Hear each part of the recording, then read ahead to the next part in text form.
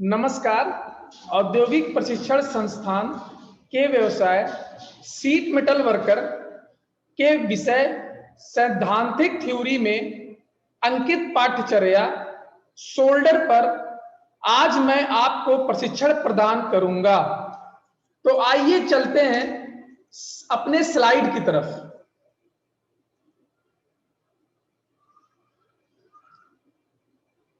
तो जैसा कि आप देख सकते हैं, आज का जो हमारा प्रसंग है वो शोल्डर के ऊपर है। तो आइए हम लोग देखते हैं कि आज के प्रशिक्षण के सारांश के दौरान हम लोग शोल्डर की परिभाषा कि बेसिकली शोल्डर होता क्या है, इसके क्या क्या गुण होते हैं, शोल्डर कितने प्रकार के होते हैं, शोल्डर के दौरान शोल्डरिंग किसे कहते हैं, और जो शोल्डर होते हैं उनकी क्या क्या होती है और कितनी रचनाएं होती हैं, और एक शोल्डर के उपरांत हम लोग एक फ्लक्स का यूज करते हैं, वो क्या होता है, इसका प्रयोग क्या होता है और कितने प्रकार का होता है। इसके अलावा हम लोग ये भी जानेंगे कि फ्लक्स के चुनाव को आधार या फ्लक्स के कार्य क्या क्या होते हैं। तो आइए चलते हैं हम लोग अपने अगले स्लाइड की तरफ। तो सबसे पहले हम लोग को ये जानना होता है कि शोल्डर होता क्या है। तो जो शोल्डर होता है वह टिन, शीशा और कुछ मात्रा में एंटीमनी एक हमारा धातु होता है, उससे मिश्रित एक धातु होता है। इसे आवश्यकता अनुसार भिन्न भिन्न ग्रेडों में बनाया जाता है। जैसे हमें कोई मान लीजिए सोल्डरिंग करना है हमें किसी अलग धातु की, तो वो अलग धातुओं का शोल्डर होता है। उसी प्रकार किसी डिफरेंट धातु का बनाना है तो उसके अकॉर्डिंग अलग धातु का शोल्डर बनता है। तो यह हमें जोड़े जाने वाली धातु के ऊपर डिपेंड करता है कि शोल्डर किस किस धातुओं से मिलकर बना होता है। अब शोल्डर के माध्यम से जो हमारी धातु होती हैं उनकी पतली शीटों को जोड़ा जाता है, या ऐसे भी कह सकते हैं हम कि धातु की पतली शीटों को जोड़ा जाने वाला एक उपकरण ऐसा होता है जिसे हम लोग शोल्डर के नाम से जानते हैं। और इसके सहायता से हम लोग शीटों को बहुत अधिक मजबूती से जोड़ सकते हैं। तो इसके अलावा शोल्डर टाका लगाने, जोड़ भरने और इत्यादि कार्यों के लिए प्रयोग में लाया जाता है। अतः शोल्डर का जो प्रमुख रूप से यूज होता है वो आपका दो धातु की शीटों को जोड़ने के लिए प्रयोग में किया जाता है। तो इसी प्रकार आप देख सकते हैं कि अधिक मजबूती के लिए भी शोल्डर का प्रयोग करते हैं। आइए चलते हैं हम लोग अगले स्लाइड की तरफ। तो इस स्लाइड में हम लोग देखेंगे कि शोल्डर के कौन कौन से मुख्य गुण होते हैं। तो जाहिर सी बात है, आप देख सकते हैं स्क्रीन पे भी आप लोग के सामने है कि शोल्डर के हमारे 5 बहुत ही महत्वपूर्ण गुण होते हैं। नंबर 1, यह नर्म होती है, मतलब यह केवल नर्म होता है, ये बहुत ज्यादा कठोर नहीं होता है, ये इसका पहला गुण है। नंबर दूसरा, यह चमकदार होती है, यह चमकदार होती है। नंबर तीसरा, इस पर जंग नहीं लगता है, या मतलब ये समझ लीजिए जंग प्रतिरोधी होता है। सोल्डर करने के बाद अगर हम लोग इस पे जंग प्रतिरोधी होता है, ये इस पे जंग लगने की संभावना बहुत कम होती है। नंबर अगला, यह जल्दी गल जाती है, मतलब इसे ऐसा भी नहीं है कि हम लोग रख दिए गलने में। तो इस तरीके से हम देख सकते हैं कि जो शोल्डर के मेन प्रॉपर्टीज हैं वो आपके स्क्रीन के सामने है। इसी प्रकार हम लोग आगे चलते हैं, जानते हैं कि शोल्डर कितने प्रकार के होते हैं, शोल्डर के क्या क्या कौन कौन से प्रकार के कहां कहां यूज किए जाते हैं। तो सबसे पहले शोल्डर का जो प्रकार होता है वो उससे किस धातुओं से मिलकर बना होता है इस पे डिपेंड होता है। तो सबसे पहला जो हमारा शोल्डर होता है वो, अगर हम लोगों को पीतल या तांबा की सोल्डरिंग करनी है तो हमें किस प्रकार के शोल्डर का प्रयोग किया जाता है, ये हमारा पहला प्रकार का शोल्डर है। तो जाहिर सी बात है, अगर हम लोग शोल्डर धातुओं के मिश्रण होता है, हम सभी लोगों को पता है कि शोल्डर क्या होता है, विभिन्न धातुओं का एक मिश्रण होता है जो तापमान के अकॉर्डिंग कम ज्यादा होता है। जब तापमान ज्यादा पड़ता है तो इसको पिघलाकर धातुओं को जोड़ने की क्रिया पूरी की जाती है, और इसके द्वारा जोड़ने की प्रक्रिया जो होती है, कभी कभी हम लोग ये देखते हैं दो शीटों को जोड़ने की जो प्रक्रिया होती है उसे ही सोल्डरिंग कहते हैं। ये सोल्डरिंग भी एक बहुत अच्छा टॉपिक है, ये भी हम लोग को समझना है। कि जब हम लोग सोल्डर के माध्यम से दो धातुओं की शीटों को जोड़ते हैं तो ये जो जोड़ने की प्रक्रिया होती है वो सोल्डरिंग कहलाती है। तो हमारा पहला जो सोल्डर होता है वो तांबा और पीतल की सोल्डरिंग के लिए यूज में लाया जाता है। नंबर दूसरा, जो दूसरा सोल्डर होता है वो टिन और लेड जैसी धातुओं की मिश्रित धातु होती है। मतलब जो दूसरा हमारा सोल्डर है वो टिन और लेड की मिश्रित धातु है। इसका गलनांक अन्य धातुओं की अपेक्षा कम होता है और इसके गलनांक को कम करने के लिए जो इसमें दो जाहिर सी बात है इसके गलनांक को अधिक अगर हमें करना हो, मान लीजिए इस प्रकार के सोल्डर की गलनांक हमें बढ़ानी हो तो इसमें एंटीमनी और बिस्पित नाम के दो धातुओं को अगर मिला दिया जाए तो इसका गलनांक, इस सोल्डर के गलनांक का बढ़ जाता है। और इसका नॉर्मल जो गलनांक 96 डिग्री से 255 डिग्री सेंटीग्रेड तक पहुंचाने के लिए हम लोग बिस्मित और एंटीमनी नाम के दो धातुओं को इसमें मिला सकते हैं। ये हमारा हो गया दूसरा सोल्डर। अब हम लोग बात करते हैं अपने तीसरे सोल्डर के बारे में। जो हमारा तीसरा सोल्डर होता है वो स्टील, तांबा, पीतल और टिन व लेड जैसे सोल्डरों को, लेड जैसे धातुओं को जोड़ने के लिए इस सोल्डर का प्रयोग किया जाता है और आजकल के समय में इसका बहुतायत रूप में प्रयोग किया जाता है। तो इस प्रकार हमारे तीन प्रकार के मेन रूप से सोल्डर के प्रकार हैं। अब हम लोग अगले स्लाइड की तरफ चलते हैं। अब हम लोग इसमें जानते हैं कि सोल्डरिंग बेसिकली होता क्या है। सोल्डर एक आपका धातु है जिसकी सहायता से हम लोग धातुओं को जोड़ते हैं और इसी जोड़ने की जो प्रक्रिया होती है उसे हम लोग क्या कहते हैं, सोल्डरिंग कहते हैं। और हम लोग देख भी सकते हैं कि सोल्डरिंग एक ऐसी विधि होती है जो दो मेटल पार्टों को बिना पिघलाए कम तापमान पर भी जोड़ सकते हैं। कितनी आश्चर्य की बात है कि बिना पिघलाए हम लोग कम तापमान पर भी धातुओं को जोड़ सकते हैं। इसमें धातुओं को जोड़ने के लिए सोल्डर या सॉफ्ट सोल्डर का प्रयोग किया जाता है और बेसिकली ये टिन और लेड की मिश्रित धातु होती है। और इसी के साथ साथ हम लोग अगर एल्युमिनियम को छोड़कर, एल्युमिनियम एक ऐसा धातु है जो कम तापमान पर होता है, इसके अलावा और सभी धातुओं की सोल्डरिंग हम लोग सोल्डर के माध्यम से कर सकते हैं। और इसे करने के लिए सोल्डरिंग आयरन भट्टी व फ्लस्क की आवश्यकता होती है। मतलब सोल्डर द्वारा या सोल्डरिंग की प्रक्रिया द्वारा धातुओं को जोड़ने के लिए हमारे पास एक सोल्डरिंग आयरन भट्टी होनी चाहिए या फ्लस्क की आवश्यकता होनी चाहिए। और सोल्डरिंग का जो जोड़ होता है वह कच्चा होता है, ये भी हमें ध्यान में रखना है कि इसका जोड़ जो है कच्चा होता है और वाइब्रेशन करने पर यह खुल जाता है। और ये बहुत अधिक जब इस पे हम लोड देते हैं, बहुत अधिक जब लोड देंगे तो ये सहन करने में अक्षम होता है, सक्षम नहीं होता है। तो ये भी हम लोगों को ध्यान में रखना है। अब कुछ जो आपके सामने देख सकते हैं, कुछ ऐसे भी सोल्डर होते हैं जो कार्य के अनुसार होते हैं।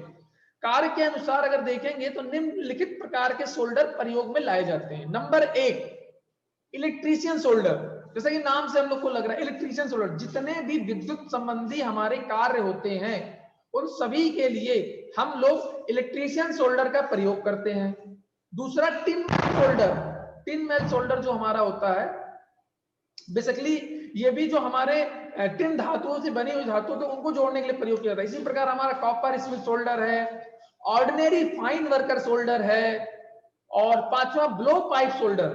अब ब्लो पाइप सोल्डर के द्वारा हम लोग पाइप, जैसे विभिन्न प्रकार की पाइपें होती हैं, उसका सोल्डरिंग करने के लिए हम लोग ब्लो पाइप सोल्डर का प्रयोग करते हैं।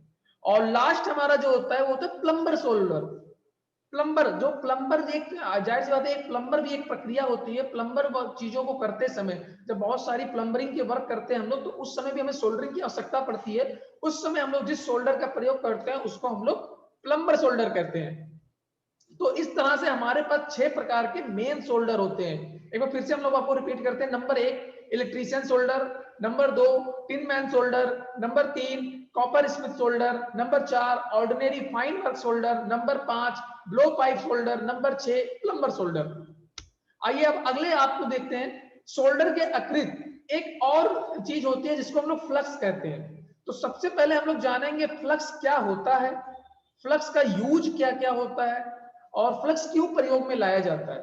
तो फ्लक्स एक प्रकार का द्रव्य या पाउडर के रूप में मिला हुआ पदार्थ होता है। इसका प्रयोग जोड़ी जाने वाली सतहों को ऑक्सीडेशन से बचाने के लिए या सोल्डर को पिघलाने के लिए किया जाता है। यानी जब हम लोग सोल्डरिंग की प्रक्रिया करते हैं और इसे थोड़ी देर के लिए खुले में रख देते हैं तो आप देखते हैं कि उस पर ऑक्सीडाइजेशन की एक क्रिया होती है जिससे उस पर जंग लगना स्टार्ट हो जाते हैं। इस क्षति से बचाने के लिए हम लोग उस जोड़ के ऊपर अपना एक फ्लक्स जो होता है, जो पाउडर के फॉर्म में होता है, उसके ऊपर लगाते हैं, जिससे जो हमारी ज्वाइंट होती है, जो हम लोग सोल्डरिंग के द्वारा ज्वाइंट किए हैं, उसको ऑक्सीडाइजेशन यानी जंग या प्रतिक्षारण से बचाया जा सकता है। इसके अलावा सोल्डर को पिघलाने के लिए बहुत ही हेल्प करता है, मदद करता है। जैसे कभी कभी सोल्डर बहुत अधिक तापमान पे हम लोग तापमान देते हैं लेकिन सोल्डर सही से पिघलता नहीं है, तो उस कंडीशन में अगर हम लोग फ्लक्स का प्रयोग किया जाए तो ये क्या करता है, उसको सोल्डर को पिघलाने में बहुत मदद करता है। और इसके साथ साथ यह सतहों को साफ रखता है, या हमारे सतहें जो होती हैं, जो हमारी जोड़े जाने वाली सतहें होती हैं, उसको साफ रखता है। और इसके प्रयोग से धातु की, अभी कभी कभी मान लीजिए कोई ऐसा भी आपके साथ धातुएं हो जोड़ने के बाद उस पर जंग लग गई है, तो अगर हम लोग इसका प्रयोग करेंगे तो उस जंग को भी साफ कर सकती है, उसके जंग को भी साफ किया जा सकता है। और इसके अलावा सोल्डरिंग करते समय जब कुछ सतह पर फ्लक्स लगा हो, वहां हम लोगों को टाका, वहां क्या होता है, टाका आसानी से फैल जाता है, जिसके कारण जिसका जो रिजल्ट होता है वो हमारी जो ज्वाइंट होती है वो बहुत मजबूत हो जाती है। तो आप देख सकते हैं कि फ्लक्स का बहुत अधिक रूप है। सबसे पहला जो इसका प्रयोग है कि अगर हमारा ज्वाइंट को बहुत अधिक मजबूत बनाना है, मतलब बहुत ज्यादा मजबूत बनाना है, तो उसके लिए हम लोग फ्लक्स का प्रयोग कर सकते हैं। दूसरा, अगर अपने ज्वाइंट को आपको ऑक्सीडेशन से बचाना है, प्रतिक्षरण मतलब एक कोरोजन से बचाना है, बाहर जो वायु में जाके जो आपकी क्रिया करके जो जो जो हमारी ज्वाइंट होता है उसको नुकसान पहुंचाता है, उससे बचाने के लिए हम लोग फ्लक्स का प्रयोग कर सकते हैं। और इसके साथ साथ शोल्डर को पिघलाने के लिए भी फ्लक्स का प्रयोग कर सकते हैं। तो कितना ज्यादा मल्टीपर्पज इसका कार्य है। इसके अलावा फ्लक्स के कितने प्रकार के होते हैं ये भी हम लोग जानते हैं। फ्लक्स बेसिकली दो प्रकार के होते हैं। फ्लक्स मुख्यतः दो प्रकार के होते हैं। जो पहला होता है वो है आपका कोरोसिव फ्लक्स। कोरोसिव फ्लक्स जैसे नाम से भी आपको लगता है कोरोसिव, ऐसा फ्लक्स जिनमें तेजाब की मात्रा, मतलब अम्लीय क्षार की मात्रा, तेजाब की मात्रा ज्यादा होती है, उन्हें हम लोग कोरोसिव फ्लक्स कहते हैं। और इसे अगर धातु की सतह पर लगे रह जाए तो ये क्षति पहुंचाते हैं। तो ये हम लोग को समझना है। फ्लक्स में पहला क्या होता है, कोरोसिव फ्लक्स होता है। ये वो फ्लक्स होते हैं जिसमें क्षार और तेजाब की मात्रा ज्यादा होती है, और इसके लिए हमें ये ध्यान में रखना है ये धातु की सतह पर ज्यादा देर तक ना लगे, नहीं तो उनकी सतह को क्षति पहुंच सकती है और जिससे धातु पर जंग भी लग सकता है। ऐसे फ्लक्स कभी भी बिजली के कामों में प्रयोग नहीं करने चाहिए, ये हमें ध्यान में रखना, ये सावधानी है। जो फ्लक्स, जो हमारा कोरोसिव फ्लक्स होता है, उसको कभी भी बिजली संबंधित जितने भी कार्य होते हैं, वायरिंग संबंधित जितने भी कार्य होते हैं, वहां पे इस प्रकार के फ्लक्स का प्रयोग नहीं करना चाहिए। जैसे zinc chloride solution, hydrochloride acid और नौसादर आदि, ये तीन प्रकार के आपके कोरोसिव फ्लक्स होते हैं। तो आप लिख भी सकते हैं, आप लोग समझ भी सकते हैं कि जो कोरोसिव फ्लक्स होते हैं उसमें जिंक क्लोराइड आता है, हाइड्रोक्लोराइड एसिड आता है तथा नौसादर आता है। ये तीन प्रकार के हमारे कोरोसिव फ्लक्स होते हैं जिनको ज्यादा देर तक धातु की सतह पर नहीं छोड़ा जा सकता, नहीं तो ये उससे ऑक्सीडेशन करके उन्हें क्षति पहुंचा सकते हैं। फिर अगला जो हमारा होता है नॉन कोरोसिव फ्लक्स। अगला क्या है, non corrosive flux.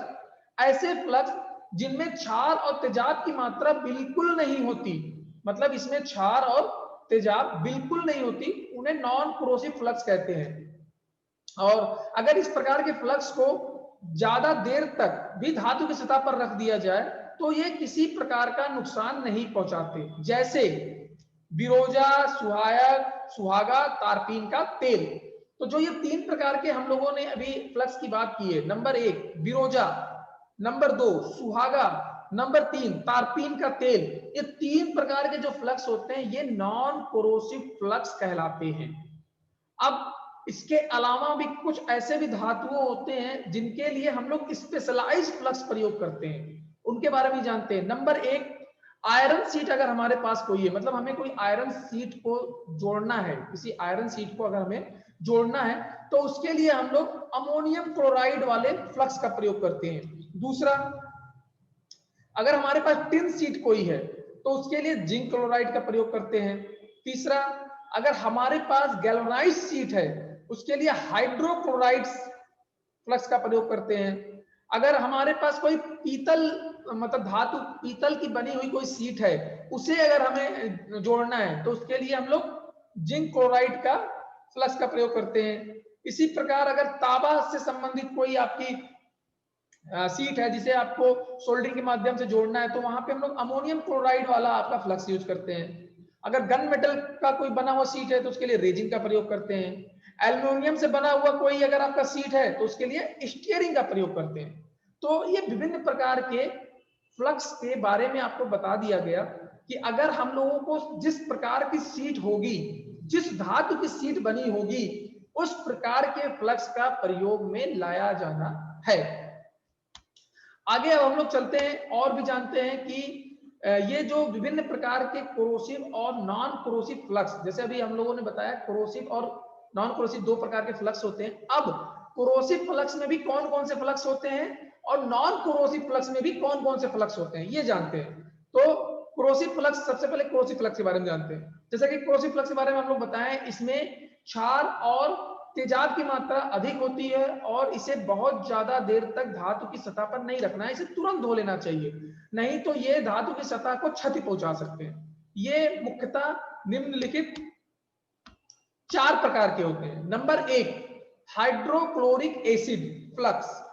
Hydrochloric acid flux, इसे रा स्प्रिट ऑफ साल्ट भी कहते हैं, इसे रा स्प्रिट ऑफ साल्ट भी कहते हैं।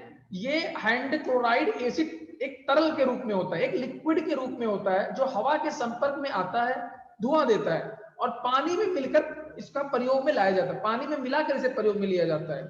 इसमें पानी की मात्रा 2 या 3 गुना अधिक रखी जाती है। जितना हमारा हाइड्रोक्लोरिक एसिड वाला फ्लक्स रहता है उससे 2-3 गुना अधिक इसमें पानी मिलाया जाता है, तब इसको प्रयोग किया जाता है। और इसका प्रयोग करने के लिए किस धातु का प्रयोग किया जाता है, या जिंक धातु का प्रयोग किया जाता है। ये हमारा हाइड्रोक्लोरिक एसिड फ्लक्स था। अगला हमारा जिंक क्लोराइड फ्लक्स होता है।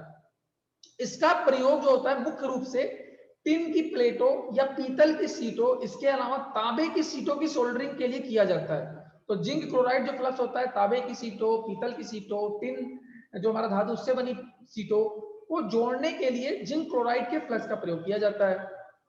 और इस प्रकार के फ्लक्स को अच्छी तरह से पानी से साफ कर देना चाहिए। और इसका प्रयोग कभी कभी माइल्ड स्टील के सीटों को भी सोल्डरिंग करने के लिए किया जाता है। अब अगला जो हमारा है, ये हमने अभी जिंक क्लोराइड फ्लक्स के बारे में चर्चा किया। अब हम लोग चर्चा करते हैं, विषय में जानते हैं अमोनियम क्लोराइड फ्लक्स। जैसा कि नाम से ही लग रहा है आपको, अमोनियम क्लोराइड, इसे साल्ट अमोनिया भी कहते हैं, इसे साल्ट अमोनिया भी कहा जाता है। जो भी हमारे बैटरी के सेल होते हैं, जो भी इलेक्ट्रोलाइट के रूप में होते हैं, इसी के रूप में प्रयोग किया जाता है। ये पेस्ट के रूप में प्रयोग करते हैं और सोल्डरिंग में यह तरल पदार्थ के रूप में होता है। इसे गर्म करने पर यह भाप के रूप में उड़ता है और इसका प्रयोग तांबा व स्टील के पार्टों की सोल्डरिंग में किया जाता है। और कभी कभी इसका प्रयोग स्टेनलेस स्टील के सोल्डरिंग के रूप में भी किया जाता है। तो ये अमोनियम क्लोराइड हो गया। अब इसके अलावा एक और हमारे पास जो फ्लक्स होता है जिसको हम लोग कहते हैं phosphoric acid flux. Phosphoric acid flux, इसका प्रयोग तांबा, पीतल व स्टील की सोल्डरिंग के लिए किया जाता है। मतलब जो हमारा फास्फोरिक एसिड फ्लक्स होता है, इसका जो प्रयोग करते हैं हम लोग वो तांबा, पीतल व स्टील की सोल्डरिंग के लिए किया जाता है।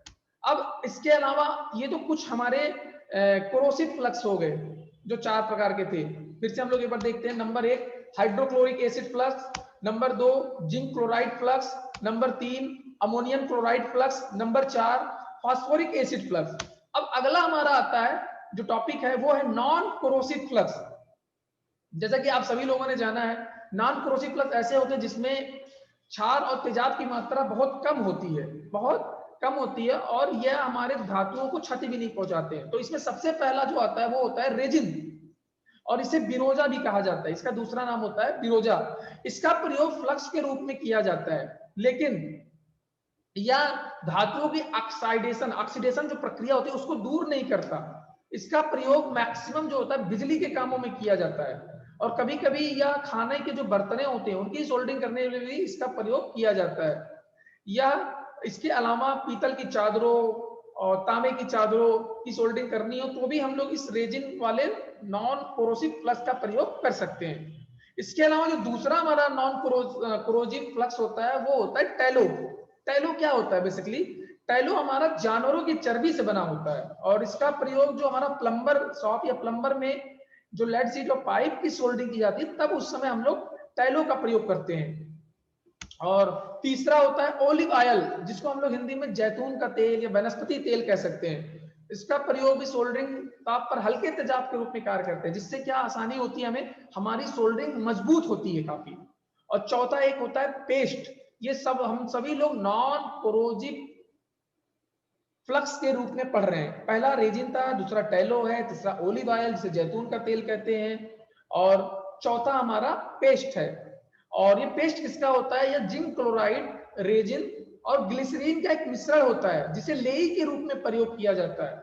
इसका प्रयोग मुख्यतः रेडियो और इलेक्ट्रॉनिक उपकरणों में सोल्डरिंग के लिए किया जाता है। और लास्ट हमारा है सुहागा। और सुहागा का प्रयोग, जैसे कि जाहिर सी बात है, सुहागा ब्रेजिंग करते समय हम लोग सुहागा का प्रयोग करते हैं, और सुहागा का प्रयोग अगर ब्रेजिंग करते के दौरान करेंगे तो हमारा जो यूज करने वाला जो हम सोल्डर यूज करते हैं या जो भी हम लोग टंगस्टन यूज करते हैं वो जल्दी पिघलेगा, इसलिए हम लोग सुहागा का प्रयोग करते हैं। तो इस तरीके से हम लोगों ने फ्लक्स के बारे में चर्चा किया, अध्ययन किया। अब हम लोग आगे चलते हैं कि जो फ्लक्स का चुनाव होना चाहिए वो किसके आधार पर होना चाहिए। तो हम सभी लोगों को जो फ्लक्स का चुनाव करेंगे वो निम्न तीन बातों को ध्यान में रख के करेंगे। सबसे पहला, जो सोल्डरिंग की विधि है और उसकी प्रक्रिया उस पे मैटर करती है, या हम लोग कौन सा धातु जोड़ रहे हैं, हमें पीतल पे सोल्डरिंग करनी है कि हमें तांबा पे सोल्डरिंग करनी है कि हमें लोहे पे सोल्डरिंग करनी है। इसके अलावा उसका तापमान क्या है। तो इन तीन बातों को हम लोग को बहुत ध्यान में रखना है कि इन तीन बातों को बहुत ध्यान में रखना है कि इन तीन चीजों को ध्यान में रखते हुए ही हम लोगों को फ्लक्स का चुनाव करना है। तो सबसे पहले हम लोग ये ध्यान देंगे कि जो धातु हम लोग जोड़ रहे हैं, जो भी धातु हम लोग जोड़ रहे हैं, वो जोड़ते समय उसका टेम्परेचर क्या है, नंबर एक। और जो धातु जोड़ रहे हैं वो धातु क्या है, इसके अकॉर्डिंग हम लोग फ्लक्स का चुनाव करेंगे। इसके अलावा जो फ्लक्स का भी महत्वपूर्ण कार्य हमने आपको बताया, यह जंग से बचाव करता है, नंबर एक। नंबर दो, या ऑक्साइड को सोल्डरिंग की जाने वाली सतह से दूर रखता है। नंबर तीन, यह गीली सतह तैयार करता है जिससे सोल्डरिंग की प्रक्रिया काफी तेजी से होती है। या पिघले सोल्डर फैलाने में मदद करता है। तो ये चार बहुत ही प्रमुख कार्य होते हैं फ्लक्स के। और अब फ्लक्स के कार्य करने के बाद हमारी जो सोल्डरिंग की प्रक्रिया होती है काफी आसान हो जाती है, और इससे जो मजबूती हमें मिलती है वो लॉन्ग टाइम के लिए होती है। मतलब अधिक मजबूती वाली सोल्डरिंग करने के लिए भी फ्लक्स का बहुत ज्यादा प्रयोग किया जाता है। तो आज जो हम सभी लोगों ने आपके समक्ष हम सभी लोगों ने सोल्डर से संबंधित बहुत सारी चर्चाएं की हैं। तो हम लोग आशा करते हैं कि आज हम लोगों ने जो आपके सामने पाठ्य चर्चा शोल्डर पे की है वो आपके भविष्य के प्रशिक्षण के दौरान काफी मदद करेगी। तो इसी के साथ बहुत बहुत धन्यवाद आप सभी लोगों को। धन्यवाद।